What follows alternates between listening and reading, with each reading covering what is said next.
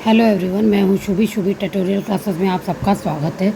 आज की वीडियो में लेके आए हैं मैथमेटिक्स के कुछ फॉर्मूले जो आपको हेल्प करेंगे यूपी टेट में क्वेश्चन के लिए या सीटेट किसी भी एग्ज़ाम में आपको काम करेंगे।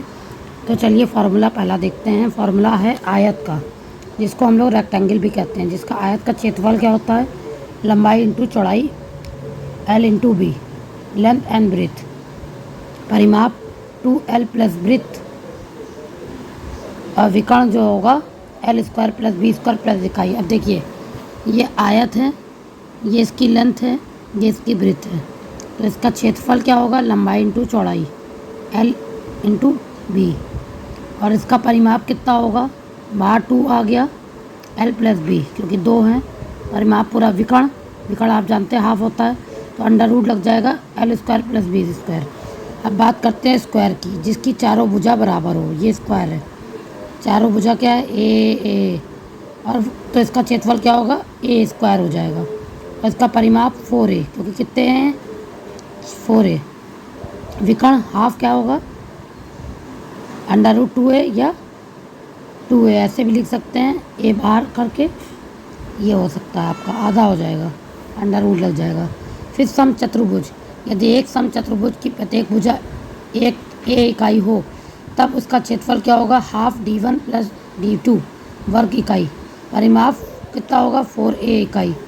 तो सम चतुर्भुज की भुजा क्या होगी, अंडर रूट लग जाएगा d1/2 का होल स्क्वायर, d2/2 का होल स्क्वायर इकाई। बस ये ध्यान रखिएगा, जब भी विकर्ण होगा तो अंडर रूट लग रहा है। फिर समांतर चतुर्भुज क्या होता है, यदि समांतर चतुर्भुज की समांतर भुजा ए और बी इकाई हो, तो इसका चतुर्भुज का क्षेत्रफल क्या होगा, आधार इंटू ऊंचाई ए एच, और परिमाप कितना होगा, बाहर लग गया 2a प्लस बी, 2 जरूर लगेगा परिमाप में, ये ध्यान रखिएगा। जैसे यहाँ पे था 4a है, तो 4 यानी चारों तरफ का पूरा भुजाएं बराबर थी, बाकी ऐसे अगर होगा तो 2a होगा।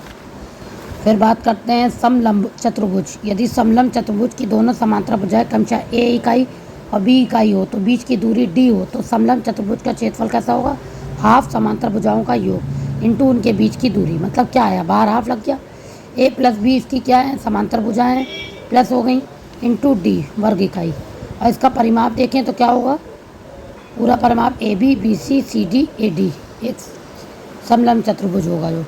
फिर चतुर्भुज की बात करते हैं, यदि चतुर्भुज के विकर्ण ए सी पर डालें और क्रमशः h1 और h2 इकाई हो, तब ये देखिए, तो इसका क्षेत्रफल क्या होगा, half A C plus h1 plus h2 वर्ग इकाई, परिमाप कितना हो जाएगा, इतना ही हो जाएगा।